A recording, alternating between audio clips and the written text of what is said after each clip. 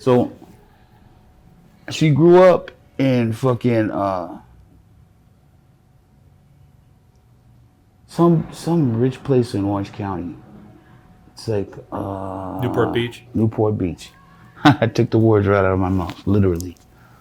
And her family's got money. Her father died and left her, hundreds of thousands of dollars, but she's not competent. She's a rich girl. She's a trust fund baby. Fucking, she shows me pictures of her and her sister standing on the sideboards of her father's Woody. You know what I mean? They got money, and he left her a lot of money. But that wasn't what attracted me to her. When she first got there where we live, she was lost. But she liked cigarettes, she liked smoke weed, and she liked to talk. So I would make sure she had all the cigarettes she wanted, all the weed she needed, and we would talk a lot. But I noticed that if I tell her to do something, she do the opposite. But if I get mad and I don't talk to her, she gets sad. So she would try to make it up to me, and she would try to act right. And so she was making an effort, I was making an effort, and we got really close. And so I ain't never asked no chick to marry me before. So my brother's in the back seat of the car with his wife, and I'm driving, and I pick her up. She asked me to take her to the store. So right away, I made a little plan. I was gonna take her to the store, act like the car wasn't gonna start. And when she came around under the hood to see what was wrong with the car, I was gonna get on my knees and put a ring on her finger.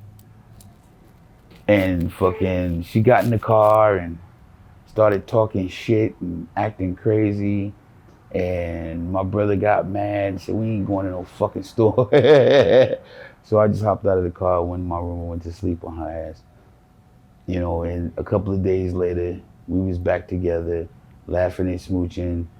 And one day we were in the kitchen and she just fucking went berserk, bro. She got angry. She wouldn't talk it out with me. She wouldn't listen to reason. And then she mushed my face in front of everybody and then stormed out of the kitchen. And my first reaction was to pop her, but I don't hear females.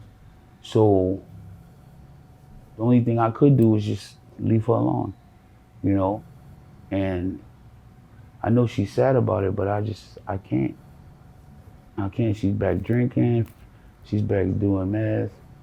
See, before she got to the hospital, she had been drinking and doing meth, and she fell and had an aneurysm. So she was in a coma for like 6 months, and they cut into her head, and they put a stent on the part that was bleeding, and ran the stent down her neck to her stomach, so that the blood would have somewhere to go instead of swelling up in her head. And she had time to dry out from the alcohol, and she had time to kick the meth habit, and she didn't have a craving for it. But everybody that stays there is like some kind of dolphin or some kind of mooch, and she gets money from her mom every week. So the next thing you know, I come home one day and she has a Four Loko in her hand. And then the next day she's talking about getting a gallon of vodka. And she's hanging out with the meth queen. That's her best friend. And so I know she's doing meth again too. And then she started acting fucking crazy. I let her go. But I got a habit of fucking picking the wrong ones. That's why I got 4 babies' mother. It's just fucking crazy, bro. And I try to be a good provider. I try to take care of them. I try to love them, but I'm a big dude. So they pick me because they think they're gonna act stupid and I'm gonna hit them. But I don't do that. I leave. You think they want to be hit? Yeah, they want to be. When she punched my face, she wanted to fight. But she's a little bitty thing. She's like that big, bro. She's got a bad bite. She's only like 130 pounds, but she's lips fit, fingertips, ass, and titties. Like, wow. I mean, she's built like a brick shit house since she's 50.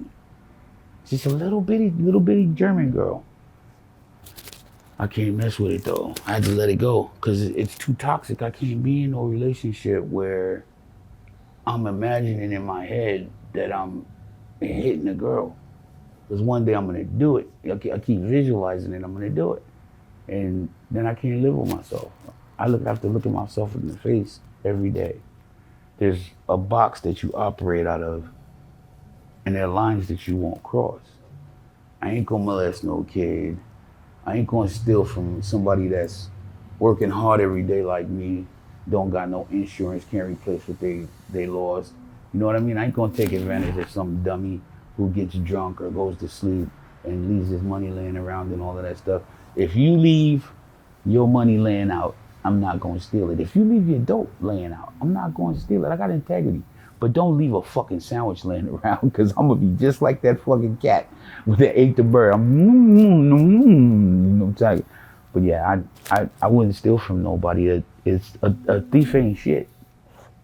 You know, he really ain't, cause he's gonna take something from somebody and cause them anxiety because they lost it, when he could have just asked for it and probably got it or got his own fucking shit. What's wrong with you? What's your attitude about being a drug dealer then? I tell you, people do what they have to do. You know, I've heard dealers tell me that what they're doing is providing I've been a needed service. Yeah, I've been the boogeyman. I mean, I don't have nothing personal against anybody, but if somebody pays me to come get you, I'm going to get you. It's the job. If you did something to somebody bad enough to where they pay me to come take care of something, I'm gonna take care of it because I'm getting paid.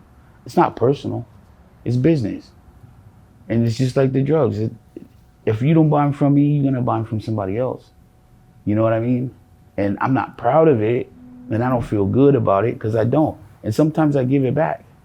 You know, I used to have this one chick. She used to always sell her food stamps, sell her money off of her, welfare thingy, and she had a beautiful little boy. She had a brand new little infant girl, and she lived with her mother, who was like, what's that chick's name? Mother Teresa. Her mom was the best. So, when she be on a run away from the house and I didn't see her for 3 or 4 days, I go over to her mother's house and give her the food stamp card back. And I give her some money and I tell her to take care of the kids. The little boy, I think he was like 4 or 5. I take him to the dollar store. We're in the dollar store. Everything's $1. I push the cart around.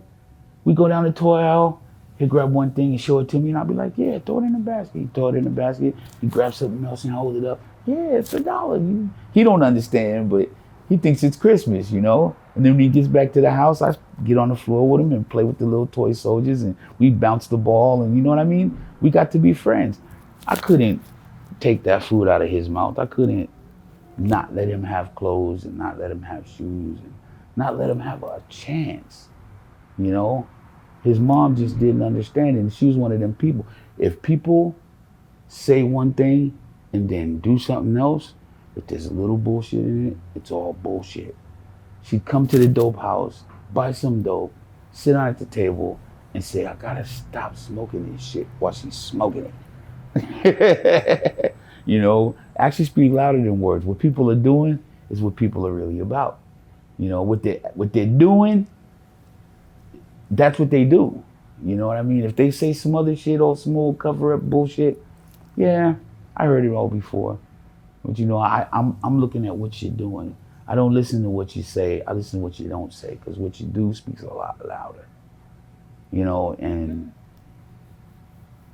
I am what I am, but I still got a good heart. I still got good intentions. I still want to see people win. I still want to see people succeed. I still want to root for the underdog. You know what I mean? And I'm one of the bad guys. Yeah, I'm a bad guy. So the fuck what? You know what I mean? It's no one's real job to judge. Even when people that judge me, when you get to heaven, when you're on your knees at God's feet, he's going to ask you, why were you doing my job? Because can't nobody judge me but God. Ain't nobody going to judge me but God. I get down. I get mad where I get, you know what I'm saying? I get down where I get mad at. I'll bust a nigga head for nothing. I'll bust a nigga head and take him to the hospital and sit with him till they say he's okay. You know what I mean? But I'll still bust his head again if he do that same dumb shit again. If you pick somebody's stuff up and say you found it, you're a fucking thief. You knew it wasn't yours before you put your hands on it. If you see some shit that's laying around and you know the owner's not there, you get loud. You go, hey, is this somebody's shit? You know what I mean? You don't fucking pick that shit up. Because if you put your hands on it, you know it's not yours, you're stealing. You fucking piece of shit. That's just the way my mind thinks. Everything's black and white. Either it is or it ain't. Like people always tell you, I'm gonna get a job. And then when they don't get a job, you ask them, why aren't you having a job? I'm trying. Motherfucker, try to fade through the fucking roof. Try to disappear right now. Try to float. Either you're doing it or you ain't. Don't say that, boy, I'm trying. Yeah, fuck that. You know what I mean? In life, if you don't do it for yourself, you're not gonna get it. If somebody gives it to you, it means you're gonna get butt fucked later.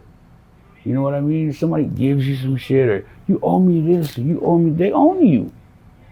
How can you sleep at night knowing that you took something from somebody else that you can't pay back? How can you live with yourself knowing that other people are going around having conversations about you and saying that you owe them and it's true? You know what I mean? It's a bad thing, especially in prison. You don't want to owe nobody. You better be up and out of your bed at 4 o'clock when them doors rack. Big Bubba might come in there and say he bought you for a pack of cigarettes. What's your biggest vice? Is it women or is it drugs or something else? I'm going to say a phrase that Too Short says all the time, but it's town business. The game's called life. I play the game. You can never talk down on a player's name. I'm MVP. And I ain't tripping off no hoochies and no miniskirts. I'd rather be on the turf, putting in work or caught up in some dirt. You know what I'm talking about? That excites me. And I'm an old man, and I should not be active, but I'm active than a motherfucker. Ask my blood homies.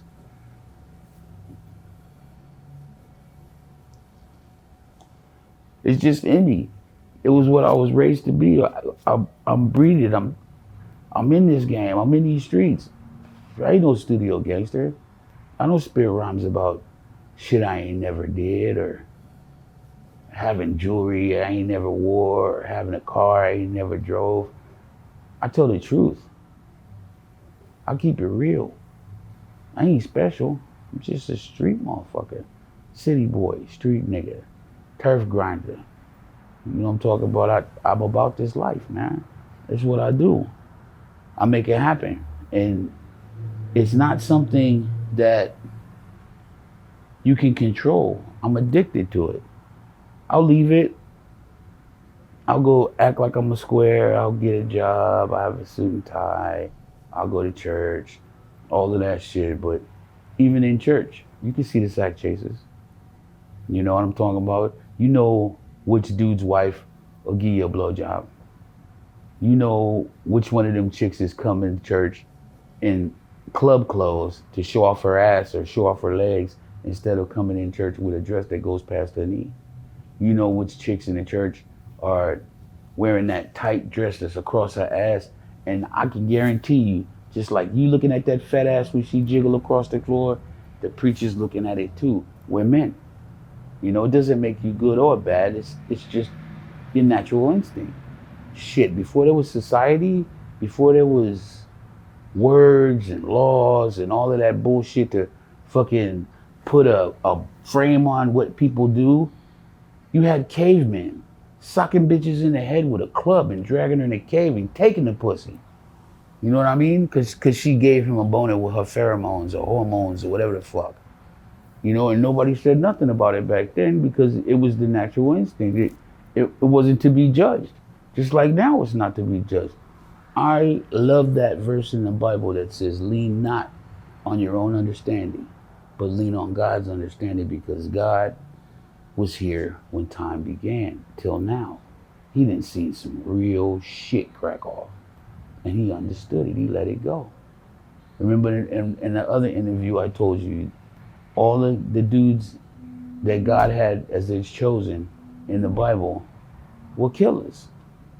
You know, King David, Moses, Samson, they were all killers. They all killed. And those were God's chosen. Those were God's favorites. You know what I mean? Those are the ones he chastised and talked to and loved when they praised him and worshiped him and all of that stuff. And they were killers. So God understands. You know what I'm talking about? It's man that wants to judge people. It's man that wants to lock everybody up. Who the fuck does that? We the only country that locks everybody up, and then all the dudes that's locked up are either crazy or they're way too fucking violent to be out around other people. They're dangerous to themselves and to others. And it's because they were in prison. You know, I was in a cell, 23-hour lockdown. You know, you only get an hour out for 3 years. You only get an hour out. And it's 15 minutes they strip search you before they open your cell. It's 15 minutes you get to work out. It's 15 minutes for a shower. And 15 minutes to call home. And then you're right back in that fucking cell. I used to write a face on my hand, and I would talk to my hand. We would watch TV together. We would read books together. That's what kept me from going crazy. How many years were you in? 10 and a half. Oh boy. We're not going to talk about that. I'll leave here with PTSD. I've seen so many murders, like public murders. Like I'm walking down the fucking hallway and I pass a dude's cell and I look in and his homeboys, these are the dudes that he eats with and hangs with and all that, are holding him down on the bed, and one of them's fucking stabbing him in the chest with a shank, and the other one's fucking slitting his throat. And these are his boys. But when the head makes a call, you gotta do what the head says. You don't have a choice. It's a society within a society, and what's normal out here ain't normal in there. None of it's normal in there. Dudes that got life. I remember my homeboy Champ. I sold weed, so I would have to go around and give the heads of each race a joint every day so that they would allow their people to spend money with my people, because, you know, we're like the minority. And if they decide that they don't want to do no business with us, we lose that clientele. So I would always grease the wheels every morning and give them a joint. Even if they didn't smoke it, whatever they did with it, it was beneficial to them because the joint's $25. And I went to Champ's cell to go give him a joint, and he's laying in his bed with this chick named Gina with his arm around her. And, you know, it's a dude, but he's like Native American. He looks really pretty. He looks like a girl. He's got long hair and all that shit. And he's got his arms, they're in bed, fucking snuggled together, sleep. But in there, that's normal. Out here, they say it's normal, it's politically correct or whatever, but to me, you know what I'm saying? If you're having sex with the same gender as yourself, it's homosexuality. It doesn't matter if you're pitching, if you're catching. Motherfucker, you're playing baseball. Yeah. You've been in what cities? You're from New York. You're in LA now, but where else have you been? Oakland, Frisco, Berkeley, Hayward, Alameda, Concord, fucking Northern California. whole bunch of Northern California. Pittsburgh. Are the cities different? Huh? Are the cities different? New York, LA, yeah. San Francisco? LA is like, it's surreal.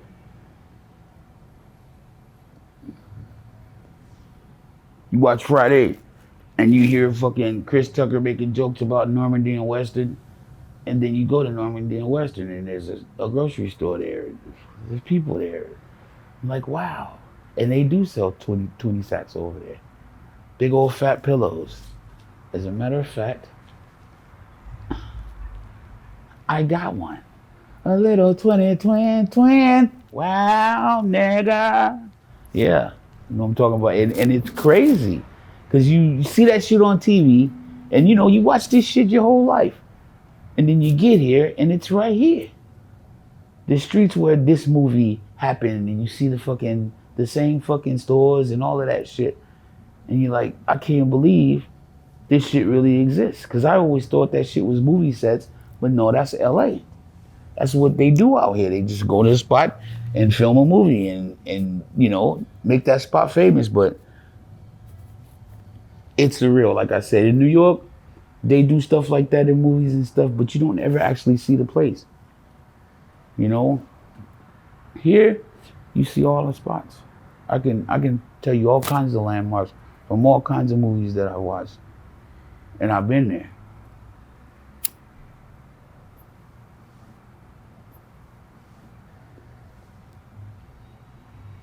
And there are really rich people here. I mean, there's rich people in New York too, but you don't really see them. They live in the Waldorf and they have towers, 30-story towers where they live at, and they don't come out and socialize with the normal people, even though they're right there in Manhattan. Here, you go to the beach, go to the country club, you see stars. We sitting in the car, getting higher than giraffe pussy, and watching real Baywatch bitches fucking running down the fucking beach, titties bouncing, hair flowing in the wind, asses jiggling, bodies looking fantastic. It's just like poetry in motion. It's just great to watch. Go to Hollywood, get on that what is that Walk of Fame? There's so many bad bitches out there just walking down the street, looking to get fucking what's that shit called? Looking to get fucking discovered, and people just walk by them like they don't even exist. But I'll be like, wow, bitch, I love you, and I don't even know you. Yeah, it's pretty crazy here.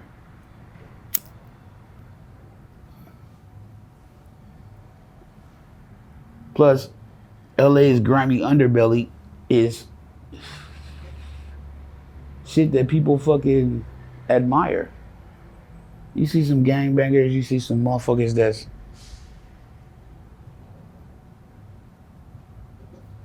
selling dope or getting ready to go do a drive-by, and it looks like the movies, but it's real life. It's really gonna happen. Just, I think it was the day before yesterday, we were on King Boulevard and Figueroa at the McDonald's right there. And I'm in the little store next to the McDonald's getting, what are they called? The brisk fruit punch. And when I come out of the store, I see these three cars. There's a yellow Kia, there's a IROC Z, and there's a really fat ass Camaro. And in the fat ass Camaro, there's a Chinese dude. And in the Kia, there's a big buff black dude. In the Camaro, there was a big buff black dude. So they go over to the Chinese dude like they're gonna whoop him. They're way bigger than him. He's like 4 foot nothing. And these dudes are like 6 foot, big ass 24-inch arms, hella healthy, young, and they look like they just got out of the penitentiary and they're mad. That motherfucking Chinaman jumped up in the air, did a roundhouse kick, and kicked them both in the face. And when his feet touched the ground, they were both already in motion going back to their fucking cars. And then all three cars got in the car because they stopped traffic. All three cars, and they just drove down the street. And I was like, that can't be real. That's some world star shit. I wish I had a camera. Tell me about crack cocaine in the 80s. I knew we were going to get to that. In the 80s, crack was king.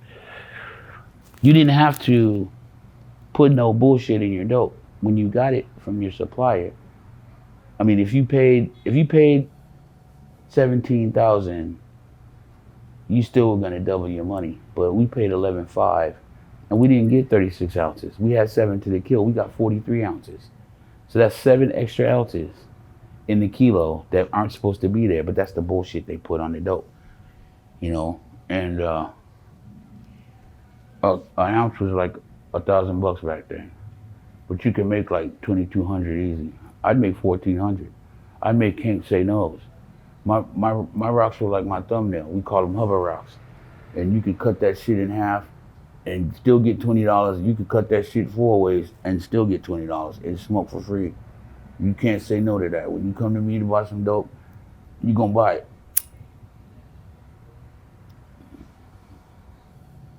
Did crack undermine the African American community? Mm-mm.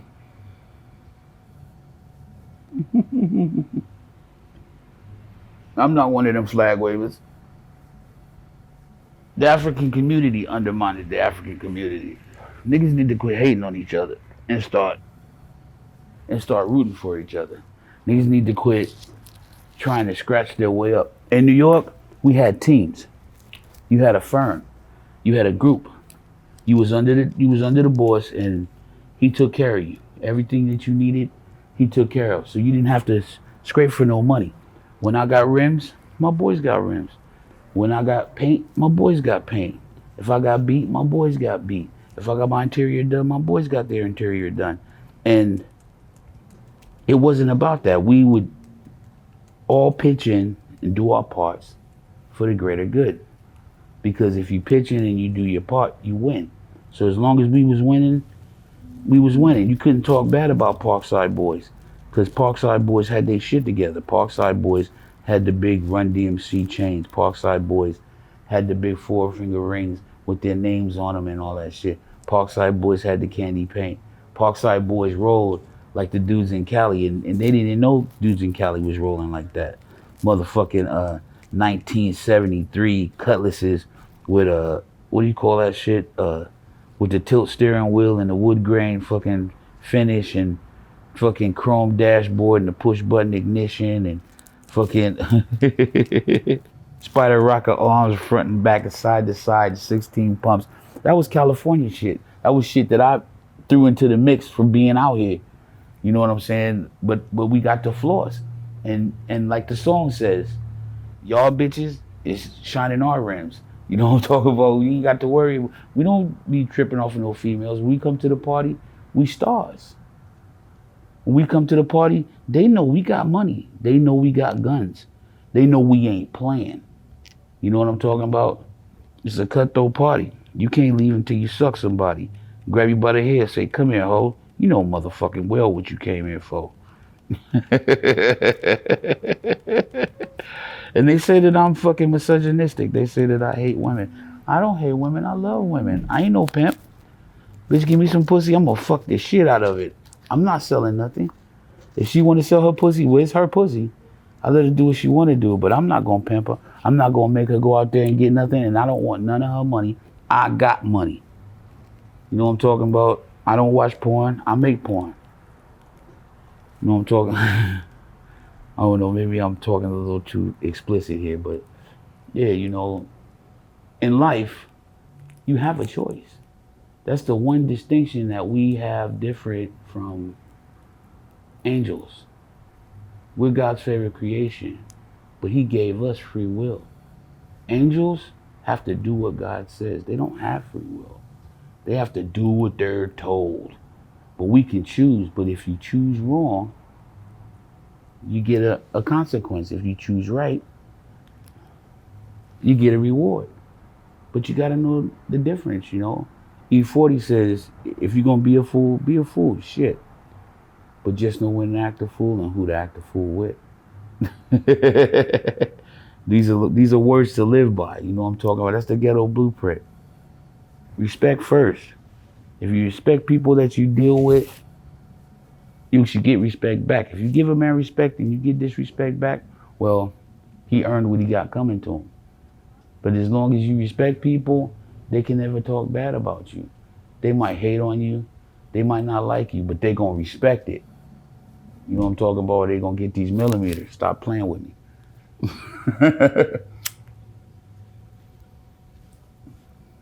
What do you think most people are getting wrong in their lives?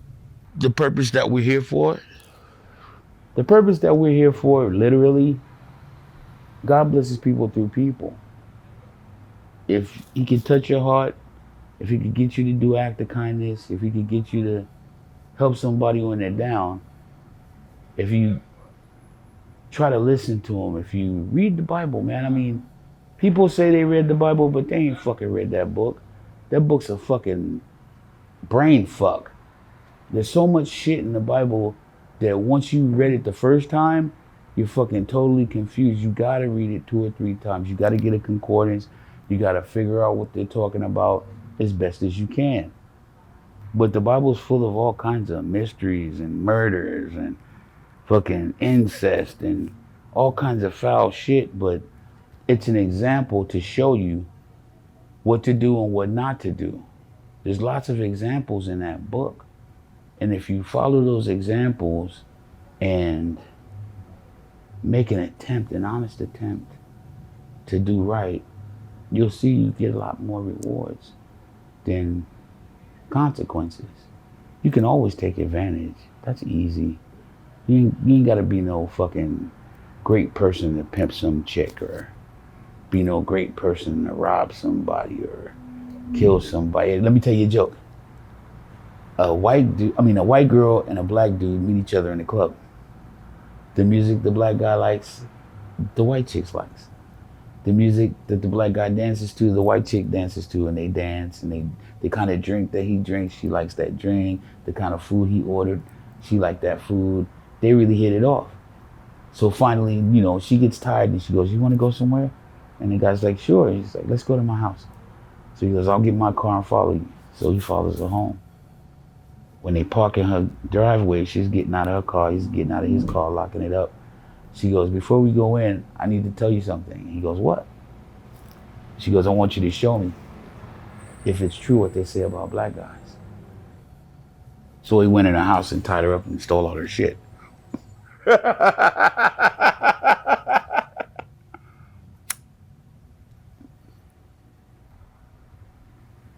But seriously, if you ever stop right at that point when you're gonna hit somebody, or when you're gonna take, you know, I was hanging out with a chick yesterday and she was serving, but she smokes and she kept falling asleep.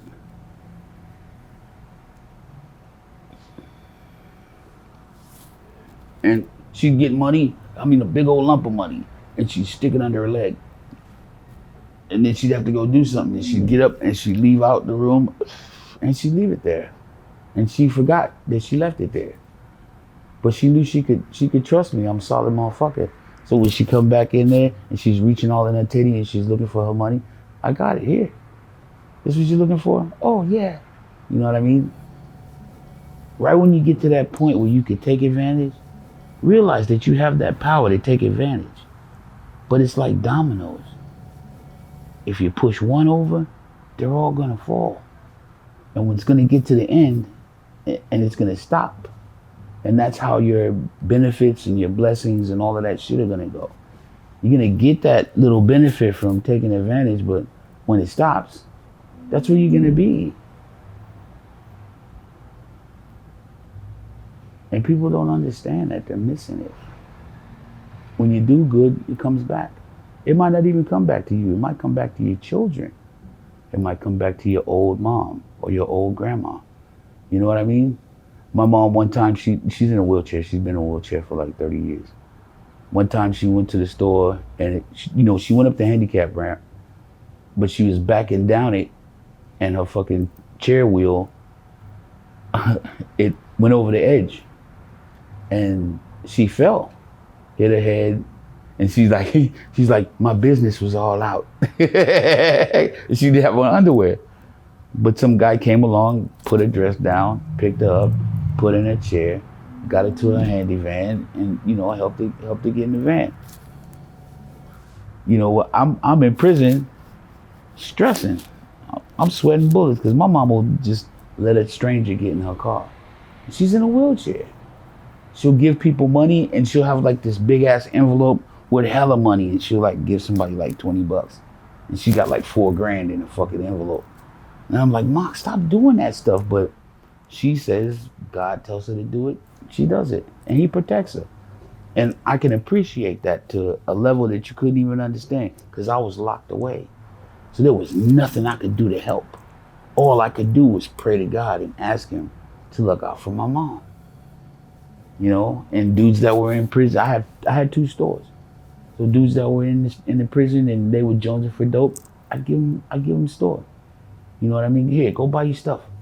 If some dude fucking couldn't control his habits, I'd take all his store and budget it out for him and make sure that he got what he needed every day and didn't fuck himself or fucking wind up in a hole owing some debt or something.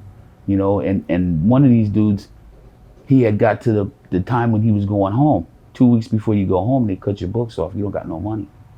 So those 2 weeks, he didn't have no coffee. He didn't have no cigarettes. He didn't have nothing to eat. But I fed him, and I gave him coffee, and I gave him cigarettes like regular. Like he was gonna go to the store at the end of the week and pay me. But I knew he couldn't pay me. But I wasn't worried about it. I had plenty.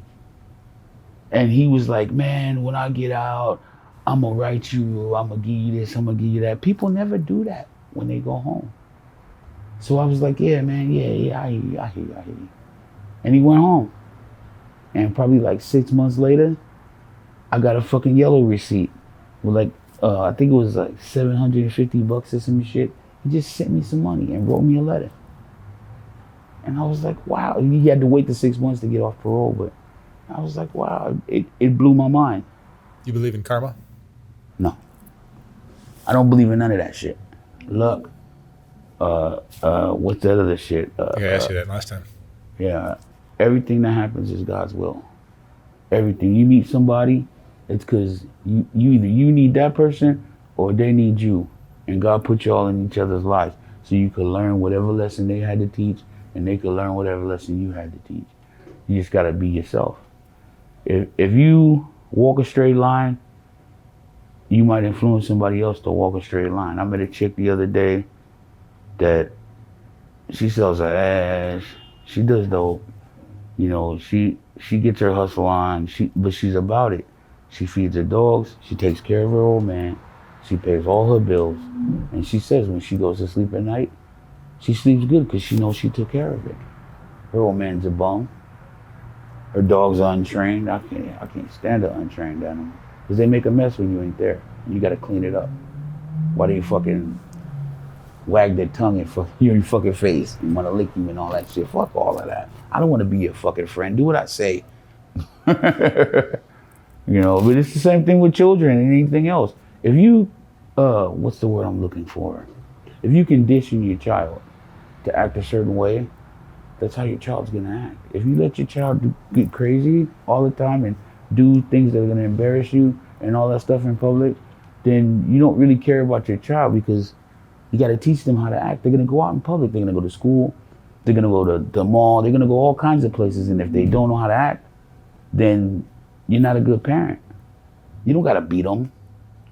I look at my daughters and go, they already know what I'm gonna say. When they say, what's wrong, Daddy? I'm disappointed. I expected better of you. That's all you need to do with a kid. That's gonna break their heart. They're gonna cry, oh, I'm sorry, I will do it right next time, Daddy. You already know that shit. You know, I ain't gotta growl, I ain't gotta yell, I ain't gotta slap nothing, I ain't gotta hit nothing. Why? Your kid loves you. Your kid wants to please you. Your kid wants to make you proud of them. They want to hear that positive input. You did good on your tests. You did good at school. You did good at work. You know what I mean? And give them rewards.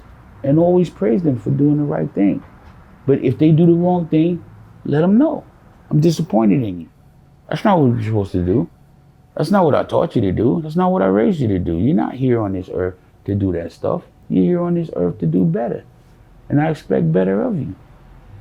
And that right there should snap them right too, if you condition them right.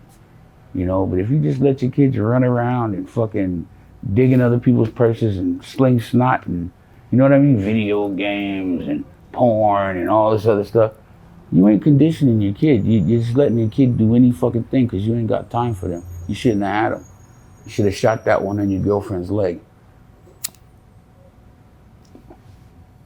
Let's close this out with one last word of wisdom from Big Heavy. One last word of wisdom. Judge not lest ye be judged. And mind your own fucking business. I do what I do, you do what you do.